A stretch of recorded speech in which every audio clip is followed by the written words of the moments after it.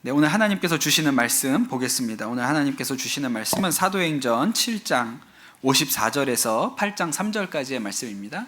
사도행전 7장 54절에서 8장 3절까지의 말씀입니다. 제가 말씀 읽겠습니다. 그들은 이 말을 듣고 격분해서 스데반에게 이를 갈았다. 그런데 스데반이 성령이 충만하여 하늘을 쳐다보니 하나님의 영광이 보이고 예수께서 하나님의 오른쪽에 서 계신 것이 보였다. 그래서 그는 보십시오, 하늘이 열려 있고 하나님의 오른쪽에 인자가 서 계신 것이 보입니다 하고 말하였다. 사람들은 귀를 막고 큰 소리를 지르고서 일제히 스데반에게 달려들어 그를 성 바깥으로 끌어내서 돌로 쳤다. 증인들은 옷을 벗어서 사울이라는 청년의 발 앞에 두었다. 사람들이 스데반을 돌로 칠 때 스데반은 주 예수님, 내 영혼을 받아 주십시오 하고 부르짖었다. 그리고 무릎을 꿇고서 큰 소리로 주님, 이 죄를 저 사람들에게 돌리지 마십시오 하고 외쳤다. 이 말을 하고 스데반은 잠들었다. 사울은 스데반이 죽임 당한 것을 마땅하게 여겼다. 그날에 예루살렘 교회에 큰 박해가 일어났다. 그래서 사도들 외에는 모두 유대 지방과 사마리아 지방으로 흩어졌다. 경건한 사람들이 스데반을 장사하고 그를 생각하여 몹시 통곡하였다. 그런데 사울은 교회를 없애려고 날뛰었다. 그는 집집마다 찾아 들어가서 남자나 여자나 가리지 않고 끌어내서 감옥에 넘겼다. 아멘. 하나님의 말씀입니다. 류시화라는 시인이 있습니다. 그렇게 이렇게 존경할 만한 분은 아닌 것 같고, 제가 오래전에 이분이 인도 여행기를 몇 권 책을 냈어요. 오래전 일입니다. 제가 그 책을 읽었는데 그 중에 아주 인상적인 이야기들이 몇 개 있어서 기억을 하고 있어요. 인도 가면, 인도는 대중교통이 이렇게 연착되는 일이 많습니다. 흔하죠. 몇 시간 기다리는 거 예사롭고, 저도 7시간, 8시간 기차 이렇게 기다려본 적도 있거든요. 근데 책에 그런 얘기가 나와요. 그 시인이 버스를 탔는데 출발 시간이 돼도 버스가 가지 않는 거예요. 그냥 거기서 버스에 탄 채로 1시간을 그냥 기다렸습니다. 한국 사람들이 못 견디죠, 이런 거. 그래서 화가 났어요. 그래서 그 버스 안에서 화를 낸 거예요. 아니, 버스가 1시간이 넘도록 그냥 서 있는데 왜 당신들은 바보처럼 기다리고만 있습니까? 이유가 뭔지 알아봐야죠. 그렇게 화를 낸 거예요. 그랬더니 거기 앉아있던 한 인도 남자가 조용히 이렇게 얘기를 했다는 거예요. 운전사가 없으니까 그렇죠. 아니, 운전사가 없으면 운전사를 찾아봐야 되지 않습니까? 어디로 가는지 찾아야죠. 그랬더니 또 그 옆에 있었던 인도 남자가 하는 얘기가, 운전사가 오는 길에 친구를 만났어요. 둘이 저쪽에 찻집으로 가더라고요. 그래서 다 기다리고 있는 거예요. 우리는 머리끝까지 화가 나죠. 이게 모르는 것도 아니고 저기 앉아있는 걸 아는데, 그 사람은 버스 출발 시간인데 친구랑 차 마신다고 안 오고 있으니까요. 그런데 그 옆에 있었던 인도 사람이 또 그렇게 얘기를 하더라는 거예요. 여기 당신에게 2가지의 선택이 있습니다. 버스가 떠나지 않는다고 마구 화를 내든지, 버스가 떠나지 않는다고 해도 마음을 평화롭게 갖든지, 둘 중에 하나입니다. 당신이 어느 쪽을 선택하더라도 버스는 떠나지 않습니다. 그 사실은 변함이 없죠. 그러니 왜 어리석게 버스가 떠나지 않는다고 화를 내는 쪽을 택하겠습니까? 그렇게 얘기를 했다는 거예요.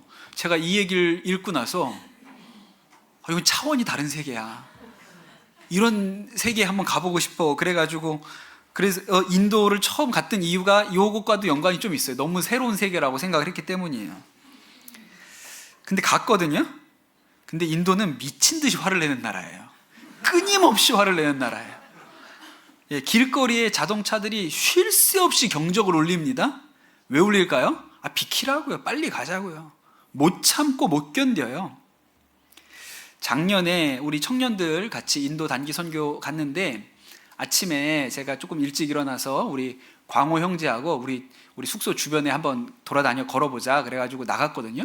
그 아침에만 곳곳에서 싸움판이 벌어져가지고, 저는 익숙하잖아요. 근데 우리 광호 형제, 목사님 원래 이런가요? 원래 이래. 그리고 막 때리고 싸우고 막 그래요. 그래서 인도에서 막 사람들이 모여서 어디에서 소란이 벌어졌다, 뭐 싸움이 벌어졌다 이러면 경찰이 출동을 합니다. 그럼 경찰이 어떻게 하냐면 일단 모인 사람들을 사정없이 때린다는 거예요. 그리고 나서 어느 정도 조용해지잖아요. 그럼 그때 물어봐요. 무슨 일이야? 이렇게 물어본다는 거예요. 하여튼 일단 때리고 나서 좀 줄어들면 무슨 일이냐고 물어본다는 거죠. 인도 선교사님들이 이구동성으로 하시는 얘기가 너무 화가 날 때가 많다는 거예요. 인도 사람들과 뭘 하다 보면 너무 화가 나는 일이 많다고. 근데 그래가지고 화를 내면 또 웃으면서 물어본다는 거예요. 당신은 왜 화를 냅니까? Why are you angry? 이렇게 물어본다는 거예요. 그래서 인도에는 유능한 선교사가 필요한 게 아니라 화내지 않는 사람이 필요하다. 네, 그런 얘기들을 하시는 걸 들었어요. 우리가 아주 오랜만에 사도행전으로 돌아왔습니다. 종료주일 전에 그 헬라파 과부들이 구제에서 제외됐죠. 그래가지고 그게 교회에 문제가 됐습니다. 그래서 교회가 이 일을 어떻게 해결했냐면 7명의 집사를 세우죠. 7명의 일꾼들을 세워서 그들이 이 섬기는 일에 집중하도록 하자, 그렇게 합니다. 그래서 우리가 이분들을 7집사, 그리고 7집사 중에 제일 유명한 사람이 스데반이라는 분이에요. 스데반이 하나님이 주신 지혜가 굉장히 충만한 사람이었습니다. 그래서 열심히 전도했고, 그렇게 전도하던 중에 다른 유대인들하고 논쟁이 붙었어요. 스데반이 너무 지혜롭게 말을 하니까 도저히 이 유대인들이 스데반을 당해낼 수가 없었습니다. 그래서 그럴 때는 그냥 뒤집어 씌우는 거죠. 예. 그러니까 누구랑 말싸움 하는데 지잖아요? 그럼 꼬투리 하나 잡으면 돼요. 근데 왜 화내세요? 근데 왜 소리 질러요? 아까 나한테 화냈잖아요. 이렇게 하나만 물고 늘어지면 이길 수 있어요. 그러니까 이 스데반이 하도 말을 잘하니까 이 사람이 모세와 하나님을 모독했다. 네, 그렇게 고발하는 거예요. 그래서 이 스데반을 공의회로 끌고 갑니다. 예수님도 그 공의회에서 붙들려 와가지고 신문을 받으셨잖아요. 근데 그때도 가서 이제 거짓 증인들이 등장을 해가지고 이 스데반이 하나님을 모독했다, 그렇게 죄를 뒤집어 씌우는 것이죠. 그리고 나서 사도행전 7장에 보면 이 스데반이 설교가 나옵니다. 아주 긴 설교가 나와요. 그 앞에 베드로도 설교가 나오는데 베드로의 설교보다도 훨씬 더 긴, 한 서너 배 이상 긴, 아주 긴 설교가 나오거든요. 그 사람들이 그 설교를 듣고 막 엄청나게 화가 난 거예요. 제가 볼 때는 설교가 너무 길어서 화가 났을 수도 있다, 그런 가능성도 좀 있는 것 같아요. 네, 아니 근데 농담이고, 그 아주 본질적인 것은 그 설교가, 그 말씀이 사람들의 죄를 건드린 거죠. 그 마음 안에 있었던 뭔가를 건드렸어요. 그랬고 사람들이 아주 격분합니다. 그래서 스데반에게 달려들어서 스데반을 공의회에서 끌어내가지고 돌로 쳐서 스데반을 죽이게 되죠. 그것이 성경에 나와 있는 첫 번째 순교입니다. 순교는 복음을 전하다가 살아날 수 있는 기회가 있음에도 불구하고 끝까지 믿음을 지키고 죽음을 택하는 경우를 순교라고 하죠. 우리가 요새 좀 순교라는 말을 약간 이렇게 남용하는 경우도 좀 있어요. 선교지에서 목숨을 잃게 되는 일들이 있지만 다 순교는 아닙니다. 그 교통사고로 돌아가시거나 질병으로 돌아가시면 순직이라고 하죠. 순교는 배교를 강요당하는 상황임에도 불구하고 믿음을 지키고 복음을 전하다가 돌아가시는 일을 순교라고 합니다. 그러니까 순교라는 일은 아무에게나 주어지는 게 아니에요. 하나님이 특별한 은총으로 주시는 것이죠. 하나님이 택한 자에게 부어주시는 영광입니다. 그래서 여러분 오늘 스데반 얘기가 나온다고 순교를 각오해야 될까 걱정은 안 하셔도 될 것 같습니다. 저는 오늘 이 말씀을 우리가 좀 다른 측면에서 보면 좋겠다고 싶어요. 오늘 말씀을 보면 특징이 있는데 사람들이 다 화가 나 있다는 거예요. 잔뜩 화가 나 있습니다. 그냥 적당한 분노가 아니고 누군가를 죽여야겠다고 할 만큼 화가 나 있어요. 오늘 이 스데반이 순교하는 현장에 거기에 직접 돌을 들고 던지지는 않았지만 그 자리에 서서 이 일을 다 지켜보고 이 당연한 일이야, 저 사람은 돌에 맞아야 돼 라고 긍정하는 사람도 한 사람 있었어요. 누구죠? 사울이요. 사울이 있었습니다. 여러분 이 사울의 마음이 어땠을까요? 예수님 믿는 자들에 대해서 미움과 분노가 가득해 있어요. 미운 거예요. 나중에 이제 그 사람들 잡아가두고 이런 일로 하죠. 그러니까 그 마음에 이 예수 믿는 자들이라고 하면 분노가 있어요. 미움이 있습니다. 그런데 참 놀라운 것은 스스로는 나는 하나님을 무척 사랑하는 사람이야, 이렇게 생각을 하고 있었다는 거죠. 나는 하나님을 정말 사랑해. 그런데 속에는 미움이 가득 차 있는 거예요. 그런 일이 얼마든지 우리 인생에 가능하다. 그걸 알아야 합니다. 여러분, 우리도 잘 생각해 봐야 됩니다. 우리가 어떤 일이 옳다고 생각할 때, 이것이 옳은 일이고 이렇게 해야 된다고 생각할 때 그 마음의 뿌리가 혹시 미움과 분노의 뿌리 내리고 그런 생각이 드러나는 것은 아닌지를 생각해 봐야 돼요. 지난주에 국회의원 선거가 있었습니다. 제가 걱정하는 부분이 있는데, 뭐 어떤 당이 이기고 어떤 당이 졌다, 이런 문제가 아니고요. 이런 일들을 우리가 뭐 선거, 뭐 자주 돌아오죠. 이런 일들을 겪을 때마다 우리의 결정과 우리의 판단이 분노의 뿌리를 두고 있는가, 누군가를 향한 미움의 뿌리를 두고 이런 결정과 판단을 하는 것은 아닌가, 이런 일을 좀 생각해 볼 필요가 있습니다. 내가 생각하는 옳은 세상, 좋은 세상이 있지요. 그리고 그 내 생각과 비슷한 사람들에게 우리가 표를 던져요. 그게 민주주의입니다. 그런데 이 일 중간에 어떤 일이 들어오냐면, 표를 얻기 위해서 미움을 자극합니다. 분노를 자극해요. 그래서 표를 얻습니다. 네, 그래서 우리가 그냥 사랑하는 가족들인데 모여 앉아가지고 이야기하다가 정치 얘기가 나오잖아요. 그럼 싸워요. 그 명절에 또 텔레비를 늘 우리는 명절에 텔레비전을 켜놓고 물끄러미 바라보는 게 우리 문화 아닙니까? 예, 그냥 다 앉아가지고 별 대화 없이 텔레비전을 켜놓고 물끄러미 바라보고 있다가 무슨 나오면 한마디씩 하다가, 예, 정치 얘기가 나오면 싸우는 거예요. 근데 왜 그럴까요? 그 뿌리에, 내가 옳다고 생각하는 어떤 일의 뿌리에 미움과 분노가 있어요. 예, 거기에 뿌리를 두고 생각을 하는 것이죠. 한때 이 세계의 절반을 공산주의라는 사상이 휩쓸었던 때가 있습니다. 출발은 이런 거죠. 그 산업이 발전하면서 자본가와 노동자 사이의 빈부격차가 굉장히 커졌습니다. 자본가들은 굉장히 많은 부를 축적했고, 노동자들은 아주 형편없는 삶의 질을 살아낼 수밖에 없었죠. 그러니 노동자의 삶을 개선해야 된다, 그런 생각들이 일어나는 게 당연한 일이에요. 그리고 이 자본가들이 독점하고 있는 부를 좀 이제 노동자들을 위해서도 나눠야 한다, 이런 생각이 들겠죠. 그런데 공산주의는 그 생각에 미움과 분노를 주입합니다. 돈 있는 사람들은 나쁜 사람들이야. 그러니까 그들은 없어져야 해. 그들은 나쁜 사람이니 그들이 가지고 있는 것은 빼앗아도 괜찮아. 그게 혁명이야. 그러니까 이 공산주의라는 생각 자체가 미움에 뿌리 두고 있어요. 미움을 뿌리를 두고 생각하게 만드는 것이죠. 또 그런 일 때문에 재산을 빼앗기고 간신히 목숨을 부지하고 살아남은 사람들이 있습니다.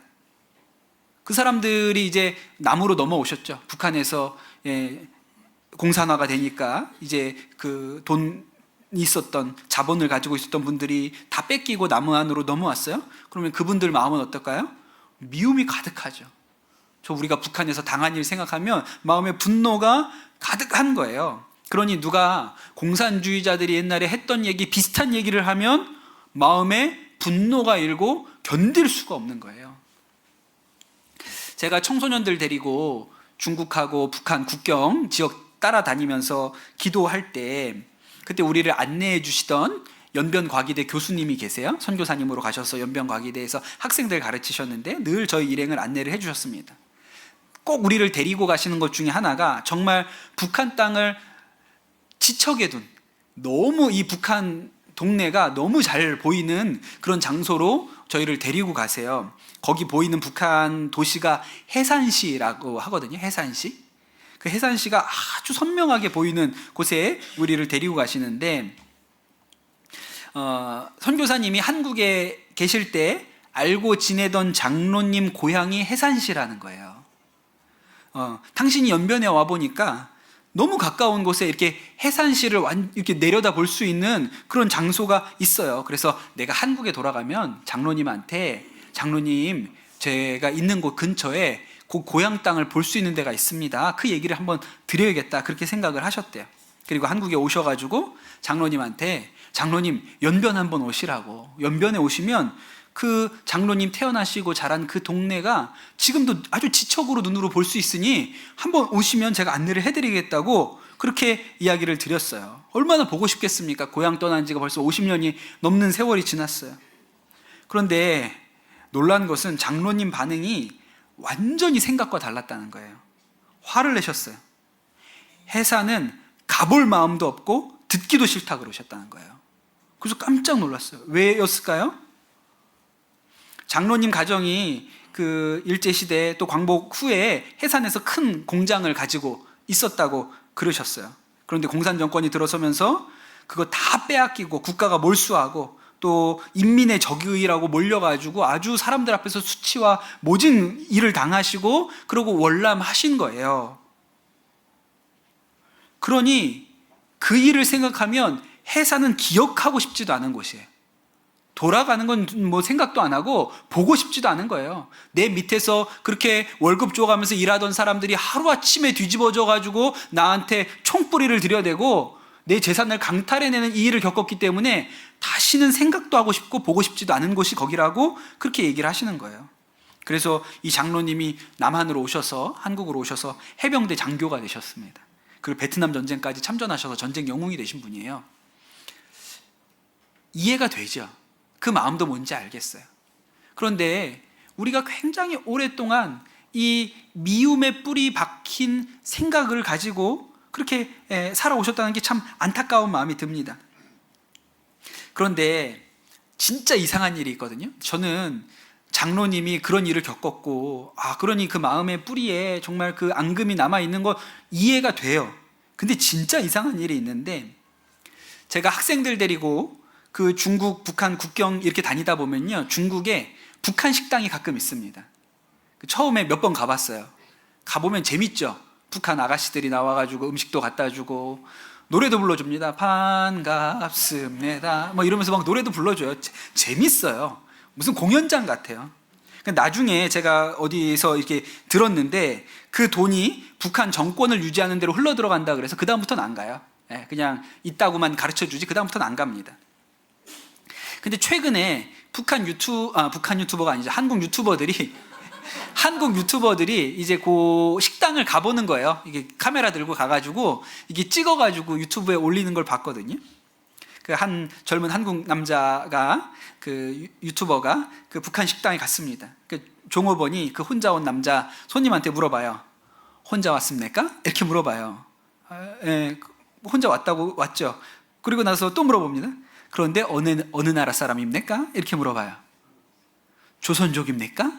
아니면 뭐라 그랬을까요? 남한 사람입니까? 남조선 사람입니까? 이랬을 것 같죠. 그렇지 않고 조선족입니까? 아니면 괴뢰입니까? 이렇게 물어보는 거예요. 한국 손님이 되게 당황했어요. 뭐라고요? 괴뢰라고요?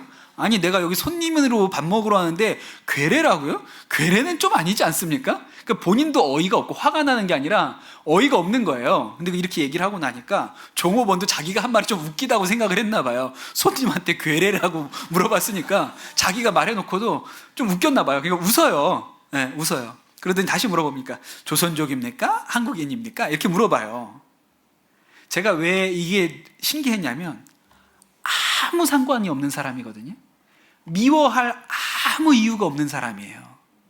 본 적도 없고요. 그 사람이 나한테 뭘 잘못한 일도 없습니다. 그냥 와서 밥 먹는 거예요. 근데 그 북한에서 배워왔던 그 모든 이야기들이 그 사람 마음 안에 미움의 뿌리 내리도록 한 거예요. 나만 생각하람이라 그러면 본 적도 없고 저 사람이 나한테 뭘 잘못한 것도 없는데 괴뢰야 저 사람은. 나쁜 사람이야 라고 미움의 뿌리 박아서 생각하게끔 만들어 놓은 거죠. 우리나라가 그 전 세계에 있는 많은 나라들 중에 제일 미워하는 나라가 요새는 순위가 바뀌고 있긴 하지만 전통적으로 어디였어요? 일본이었습니다. 그렇죠. 그래서 무슨 경기가 있으면, 무슨 스포츠 경기가 있으면 한일전이 제일 치열하고 한일전은 이겨야 된다고 생각을 합니다. 물론 있죠. 우리가 일제강점기에 어려움을 많이 당했고 또 일본이 그 후에 제대로 된 사과나 반성을 하지 않았다, 우리가 그렇게 생각하는 면들이 있습니다. 그러니까 일본 하면 왠지 우리 생각에는 미운 사람들, 이렇게 생각을 하잖아요. 근데 여러분, 요새 일본 여행 엄청 많이 가잖아요. 엄청 많이 가요. 근데 일본 가서 일본 사람 만나면 무슨 생각이 들죠? 엄청 친절해요. 엄청 잘해줘요. 제가 이번에 일본에 있으면서 묵었던 이 호텔이 그 일본의 역 옆에 있는데 그 근처에 유흥업소가 되게 많았거든요. 밤에 이렇게 지나가면 막 이렇게 부릅니다. 호객행위를 하는 거죠. 삐끼라고 하는 사람들이 막 불러요. 어떤 사람이 막 따라와요. 제 옆에 딱 바짝 붙어서 뭐라고 막 일본어를 해서 제가 일본어 못합니다. 그랬더니 한국인 데스까? 이러는데 그러더라고요. 그래서 제가 맞다고, 한국 사람이라고 그랬더니 스고이 스바라시 뭐 이래요. 내가 뭐 무슨 내가 뭘 잘한 게 있어. 그냥 모른 척하고 지나가려고 그러고 있는데 웃기죠. 그냥 웃기는 거예요. 그러니까 개인을 놓고 보면 굳이 미워할 이유가 없어요. 굳이 이상한 것도 아니고요. 근데 참 이상하게도 우리 마음의 깊은 곳에 미움의 뿌리 박은 생각들이 있어요. 남의 나라의 문제가 아닙니다. 제가 안타깝게 여기는 것은 그리스도인들끼리도 대단히 미워한다는 거예요. 제가 뭐 어떻게 아냐면 유튜브를 하잖아요. 제가 유튜브를 하다 보니까 알아요. 제 영상 중에 아주 인기 영상이 하나 있습니다. 조회수가 제일 많이 나온 영상이 있거든요. 그럼 그 영상 밑에는 댓글이 꽤 달려 있는데 나쁜 댓글도 되게 많아요. 근데 그 나쁜 댓글이 예수 안 믿는 사람들이 너 거짓말 하지 마라 이런 댓글이 아니고 다 교회 다니는 분들이 단 댓글이에요. 왜 그랬냐면 그 영상에 어떤 내용이 나오냐면 에스더의 남편, 성경의 아하수에로라고 불리는 이 왕이 지금 우리가 신학 공부를 해보면, 기독교 역사를 공부해보면 페르시아 왕 크세르크세스라고 하는 것이 일반적입니다. 제일 보편적인 이론이에요. 세번역 성경에도 그렇게 각주가 달려 있어요. 그게 제일 일반적인 얘기거든요. 그런데 어떤 분들은 그게 크세르크세스가 아니고 다리우스라고 주장하거나 고레스라고 주장하는 사람들도 있어요. 그냥 저는 짧은 시간이기 때문에 가장 보편적인 이론으로 설명을 드린 것 뿐이에요. 그런데 그 밑에 달린 댓글 중에 성경 똑바로 알고 가르쳐라. 크세르크세스가 아니다. 그러면서 세상에 이렇게 정신없는 사람이 성경을 가르친다니, 뭐 이런 댓글들이, 저를 막 비난하는 댓글들이 꽤 많이 달리거든요. 근데 이렇게 딱 읽어보면 미워해. 저를 미워하는 거예요. 제가 가르치는 것과 그분들이 알고 계신 것 사이에 차이가 있다고 미운 거예요. 그게 미워할 일입니까? 그런데 우리가 예수 잘 믿는다고 하는 것, 하나님의 말씀을 더 진지하게 알고 싶다고 하는 생각이 미움과 동시에 같이 있어요. 그래서 내 생각과 틀리면 미운 거예요. 내가 알고 있는 것과 다르면 미워요. 그래서 막 댓글을 달아요. 그런 댓글 읽잖아요? 화나요. 그러나 저는 답글을 달지 않습니다. 며칠 지나서 조용히 지웁니다. 굳이 싸울 이유가 없으니까. 또 바로 지우면 또 뭐라 그럴까봐. 내가 썼는데, 그것도 그런 분들의 특징은요, 길게 쓴다는 거예요. 댓글을 길게 써요. 근데 제가 그렇게 길게 썼는데 또 바로 지우면 또 어라 이거 봐라 지웠네 그럴 거 아니에요? 그래서 며칠 지나서 조용히 지웁니다. 싸우고 싶지 않으니까요. 그런데 여러분, 성경을 잘 알고 싶고 공부하고 싶은 열망이 있는데 그 마음의 뿌리에 미움이 가득해요. 참 이상한 일이죠. 근데 여러분, 오늘 말씀해 보면 이 사람들이 화가 잔뜩 나 있는 거예요. 분노가 잔뜩 들어있어요. 그리고 스데반에게 그 분노를 쏟아내려고 하잖아요. 근데 돌 던진 사람 중에 상당수는 스데반이 뭘 한 사람인 줄도 몰라요. 왜 저 사람을 미워해야 되는지도 모르는 거예요. 그런데 사람들이 막 해가지고 소리 지르고 돌 던지니까 그냥 따라와가지고 소리 지르고 돌 던지고 이렇게 하는 거죠. 그러니까 이게 굉장히 무서운 일이에요. 그런데 여러분, 참 신기한 것은 그 사람들 중에 딱 한 사람이 성령 충만하고 사랑 충만해요. 다 화가 나 있는데, 사람들이 다 화가 나가지고 뚜껑이 열려 있는데 딱 한 사람만 사랑이 충만하고 마음에 평강이 있어요. 누구예요? 스데반이요. 정말 이상한 일이죠. 이 중에서 가장 원망이 많고 억울해야 할 사람이 스데반인 거예요. 그런데 그 스데반이 가장 평안하고, 그 스데반이 가장 사랑이 많아요. 스데반이 돌에 맞으면서 뭐라고 했습니까?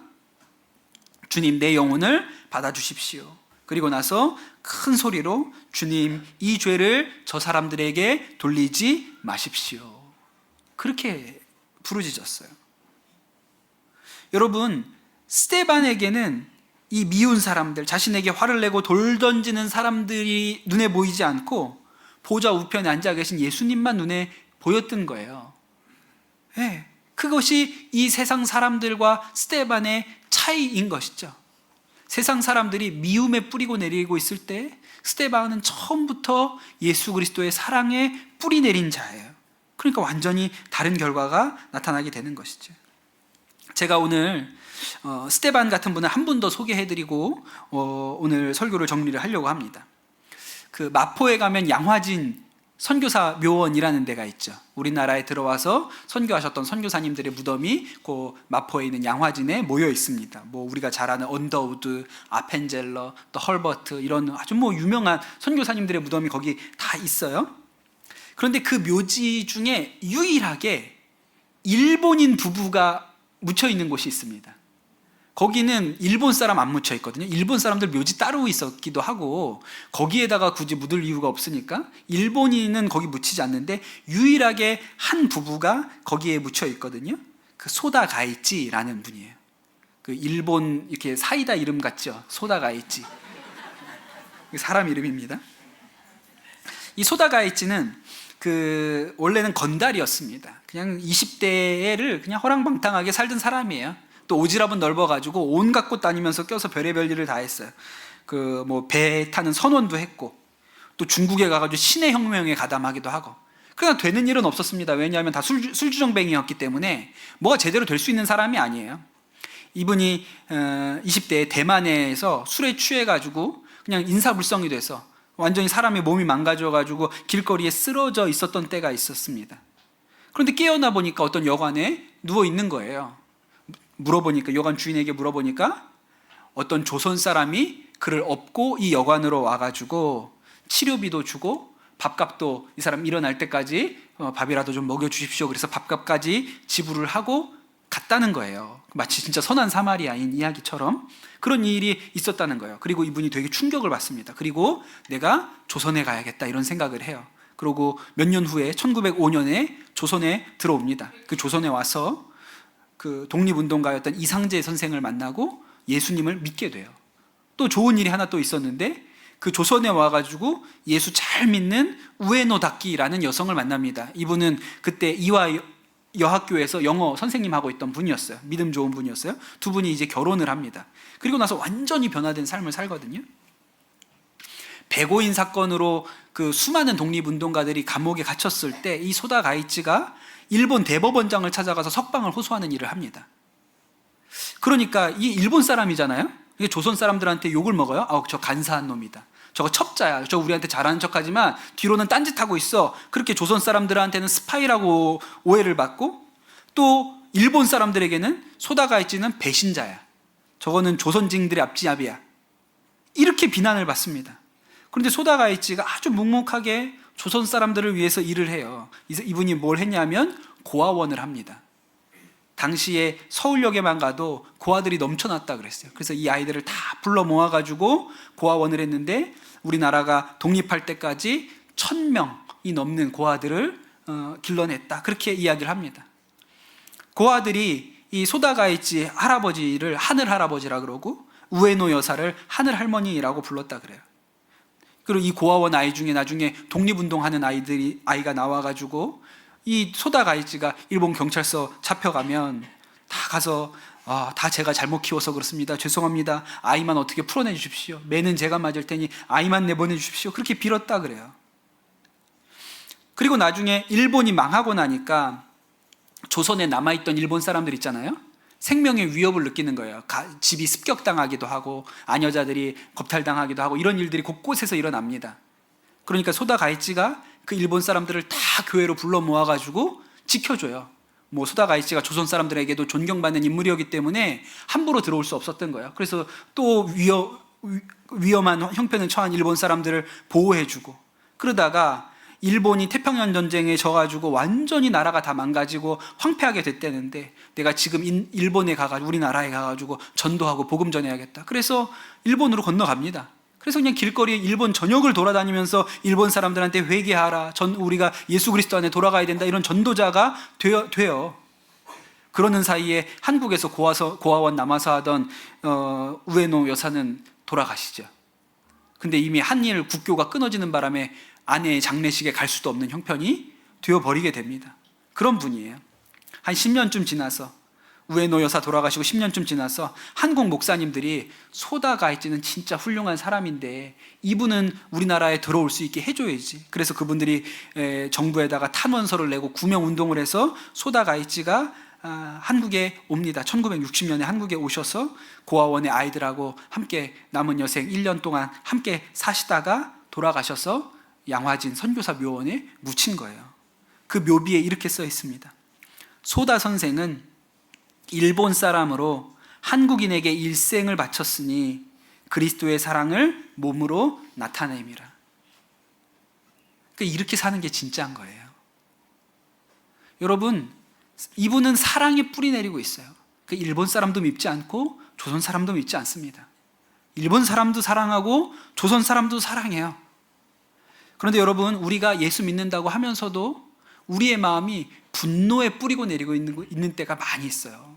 미움에, 원망에 뿌리 내리고 있는 때가 많이 있어요. 여러분, 우리 자신을 잘 들여다봐야 됩니다.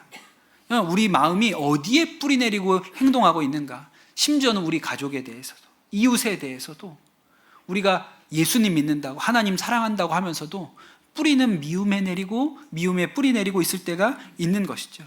그런데 여러분, 진짜는, 스데반은, 소다 가이치는 예수 그리스도의 사랑의 뿌리를 내렸어요. 그럼 열매가 달라요. 열매가 다른 거예요. 여러분, 저는 우리 모든 강남 선화목적의 성도 여러분이 사랑의 뿌리 내리는 은혜가 여러분에게 있게 되시기를 축복합니다. 우리는 미움의 뿌리 내리지 않습니다. 사랑의 뿌리 내리는 것이죠. 그래서 모두가 화를 내는 순간에도 천사와 같은 얼굴을 하고 주여 저들의 죄를 묻지 마십시오 할 수 있는 스데반과 같은 믿음이, 사랑이, 용서가 여러분의 것이 되시기를 예수님의 이름으로 축복합니다. 우리 주신 말씀 붙들고 기도하도록 하겠습니다. 이 시간 기도하실 때 주님, 우리가 사랑의 뿌리 내리는 은혜가 있게 하여 주옵소서.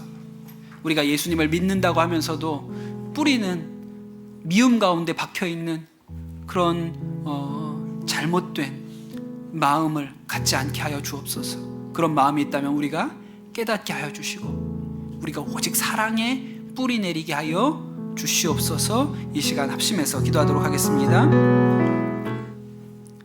주님 감사합니다. 우리에게 은혜 주시는 주님을 찬양합니다.